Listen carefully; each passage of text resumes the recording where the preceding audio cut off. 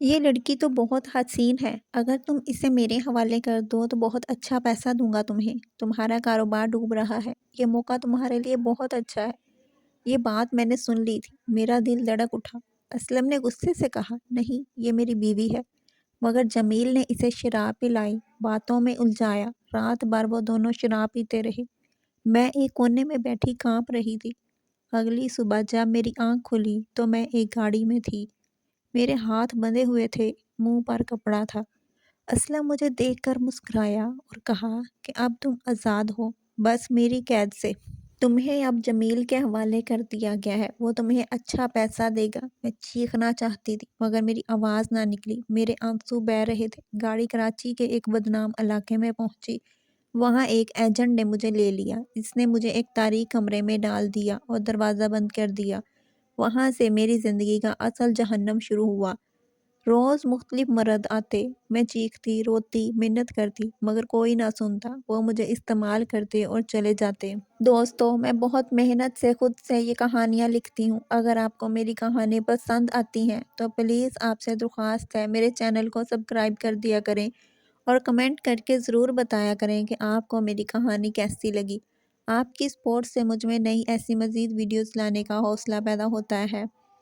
میں لائبہ ہوں۔ آج بھی جب وہ دن یاد آتا ہے تو سینہ دھڑک اٹھتا ہے، سانس رک سی جاتی ہے اور آنکھوں میں وہی پرانے آنسو جھلک آتے ہیں جیسے کل کی بات ہو۔ میں تمہیں اپنے الفاظ میں اپنے درد سے، اپنے دل کی گہرائی سے بتاتی ہوں کہ سب کچھ کیسے شروع ہوا اور کیسے میری زندگی ایک پل میں تمام ہو گئی۔ میں ایک چھوٹے سے گاؤں میں رہتی تھی۔ ہمارا گھر چھوٹا تھا، مٹی کا بنا ہوا، مگر اس میں بہت محبت تھی۔ ابو روز کھیت جاتے اور ماں گھر سنبھالتی، اور میرا بھائی شاہد شہر میں ایک چھوٹی سی دکان پر نوکری کرتا تھا۔ میں کالج میں کمپیوٹر سائنس پڑھ رہی تھی۔ میں ہر روز یہی سوچتی تھی کہ بس میری تھوڑی سی محنت اور ایک دن مجھے اچھی نوکری مل جائے گی۔ میرا خواب تھا کہ میں بھی ایک دن کچھ بنوں گی، لوگوں کی مدد کروں گی۔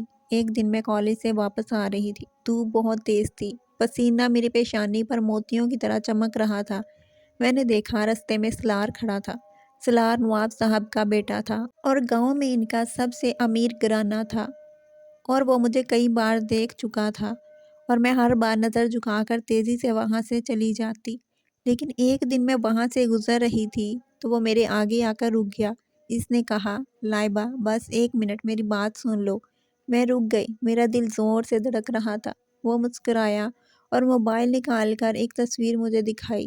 وہ میری ہی سیلفی تھی جو کالج کے کسی پروگرام میں کھینچی گئی تھی۔ اس نے کہا، یہ دیکھو تم اس میں کتنی اچھی لگ رہی ہو۔ میں نے سیو کر کے رکھی ہوئی ہے اور ہر روز اسے دیکھ لیتا ہوں۔ میرا چہرہ جل اٹھا، ہاتھ کانپنے لگے۔ میں نے فوراً کہا، سلار بھائی، یہ غلط ہے۔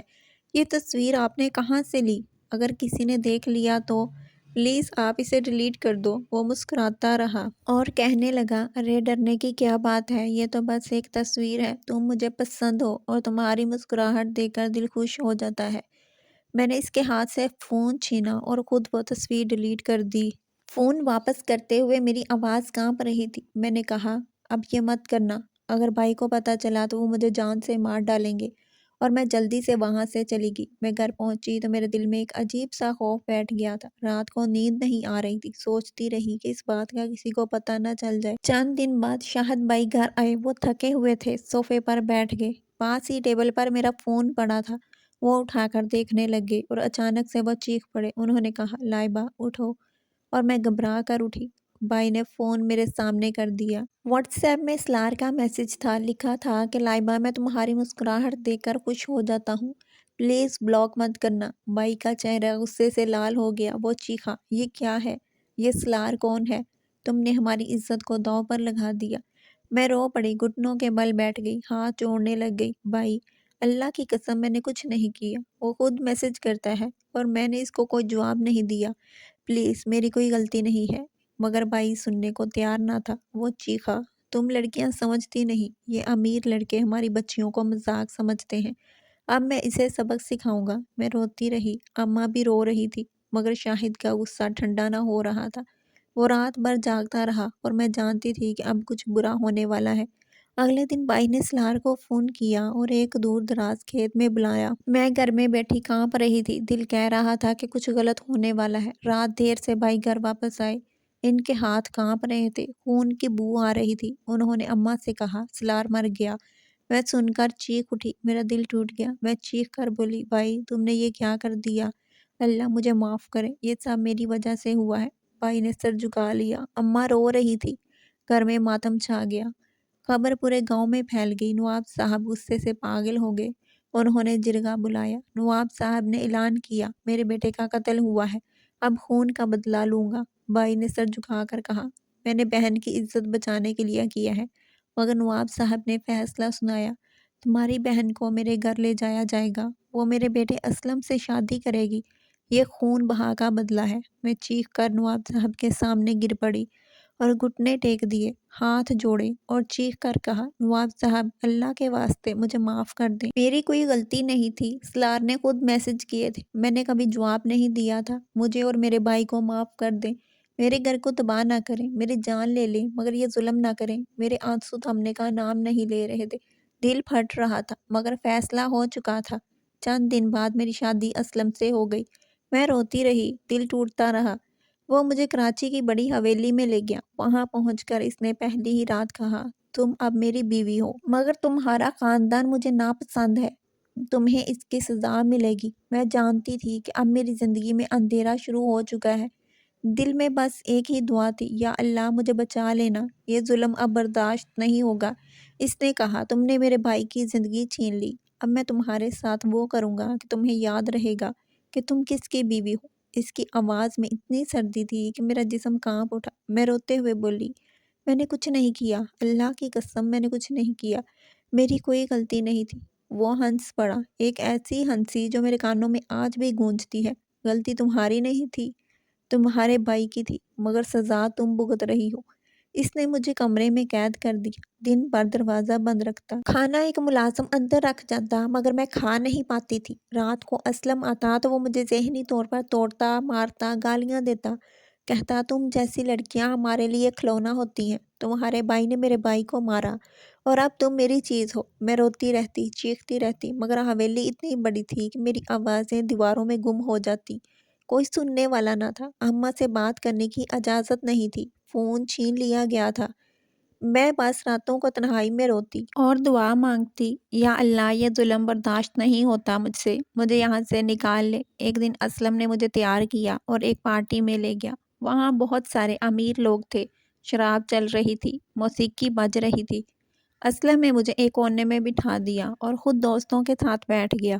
میں تنہا بیٹھی رہی، سر جھکائے، آنکھیں نم، اور وہاں ایک آدمی آیا جمیل، وہ بھی امیر تھا مگر اس کی آنکھوں میں ایک عجیب سی بھوک تھی۔ اس نے اسلم سے کہا یہ لڑکی تو بہت حسین ہے، اگر تم اسے میرے حوالے کر دو تو تمہیں اچھا پیسہ دوں گا، اب تمہارا کاروبار ڈوب رہا ہے، یہ موقع تمہارے لیے بہت اچھا ہے۔ یہ بات میں نے سن لی تھی، میرا دل دھڑک اٹھا۔ اسلم نے غصے سے کہا نہیں یہ میری بیوی ہے، مگر جمیل نے اسے شراب پلائی، باتوں میں الجھایا، رات بھر وہ دونوں شراب پیتے رہے۔ میں ایک کونے میں بیٹھی کانپ رہی تھی۔ اگلی صبح جب میری آنکھ کھلی تو میں ایک گاڑی میں تھی، میرے ہاتھ بندھے ہوئے تھے، منہ پر کپڑا تھا۔ اسلم مجھے دیکھ کر مسکرایا اور کہا کہ اب تم آزاد ہو، مگر بس میری قید سے، تمہیں اب جمیل کے حوالے کر دیا گیا ہے، وہ تمہیں اچھا پیسہ دے گا۔ میں چیخنا چاہتی تھی مگر میری آواز نہ نکلی، میرے آنسو بہہ رہے تھے۔ گاڑی کراچی کے ایک بدنام علاقے میں پہنچی، وہاں ایک ایجنٹ نے مجھے لے لیا، اس نے مجھے ایک تاریک کمرے میں ڈال دیا اور دروازہ بند کر دیا۔ وہاں سے میری زندگی کا اصل جہنم شروع ہوا۔ روز مختلف مرد آتے، میں چیختی، روتی، منت کرتی، مگر کوئی نہ سنتا، وہ مجھے استعمال کرتے اور چلے جاتے۔ میری روح ٹوٹتی چلی گئی، میں سوچتی یہ سب میری بھائی کی غلطی کی سزا ہے، یا میری قسمت ہی ایسی ہے، اللہ مجھے اس جہنم سے نکال لے۔ ایک دن وہاں ایک نئی لڑکی آئی، وہ بھی رو رہی تھی، چیخ رہی تھی۔ اس نے کہا مجھے اغوا کیا گیا ہے، گھر جانا چاہتی ہوں۔ میں نے اسے دیکھا تو مجھے اس میں اپنا عکس نظر آیا، میرا دل پھٹ گیا۔ میں نے سوچا اب بس، اب اور نہیں۔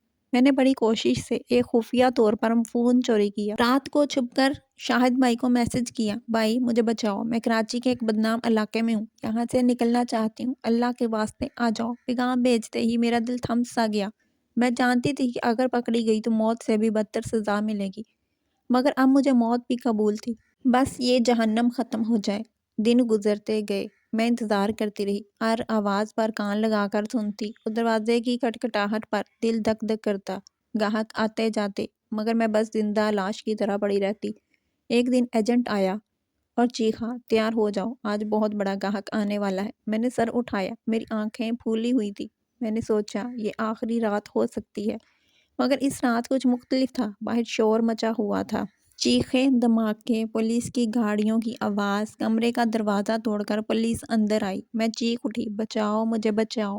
ایک خاتون پولیس آفیسر نے مجھے اٹھایا، چادر اڑائی اور کہا، ڈنڈا نہیں۔ میں رو پڑی، اتنا زور سے روئی جیسے برسوں کا غم ایک ساتھ نکل رہا ہو۔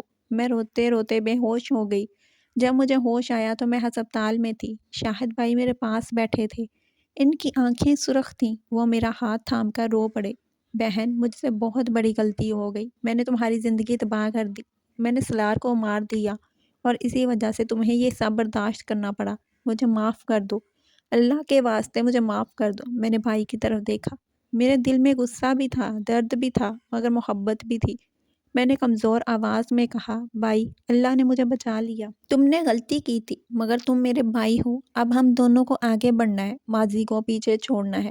بھائی نے پولیس کو سب بتا دیا، پولیس نے پورا نیٹ ورک چھان مارا، اسلم، جمیل، ایجنٹ سب گرفتار ہو گئے۔ نواب صاحب کو بھی سچ پتہ چلا تو وہ شرمندہ ہوئے۔ ایک دن میرے پاس آئے، سر جھکا کر کہا، بیٹی ہم نے تمہارے ساتھ بہت ظلم کیا، میرے بیٹے نے غلطی کی تھی اور ہم نے تمہیں سزا دی، اللہ ہمیں معاف کرے۔ میں نے کچھ نہیں کہا، بس میرے آنسو بہہ رہے تھے۔ ہسپتال سے نکلنے کے بعد میں گھر واپس آئی، اماں نے مجھے گلے لگایا اور بہت روئی، لیکن میں نے فیصلہ کیا کہ اب مزید نہیں روں گی۔ میں نے محنت شروع کی، اپنی تعلیم مکمل کی، دن رات پڑھتی رہتی، بالآخر کراچی کی ایک IT کمپنی میں مجھے نوکری مل گئی۔ میں اب غریب لڑکیوں کو کمپیوٹر سکھاتی ہوں، انہیں بتاتی ہوں کہ زندگی میں بہت ظلم ہوتے ہیں، مگر ہمت نہ ہارو، اللہ ہمیشہ مدد کرتا ہے، جو صبر کرتے ہیں وہ لڑتے ہیں اور اللہ بھی ان کا ساتھ دیتا ہے۔ دوستو، میں بہت محنت سے خود سے یہ کہانیاں لکھتی ہوں۔ اگر آپ کو میری کہانی پسند آتی ہے تو پلیز آپ سے درخواست ہے میرے چینل کو سبسکرائب کر دیا کریں اور کمنٹ کر کے ضرور بتایا کریں کہ آپ کو میری کہانی کیسی لگی۔ آپ کی سپورٹ سے مجھ میں نئی ایسی مزید ویڈیوز لانے کا حوصلہ پیدا ہوتا ہے۔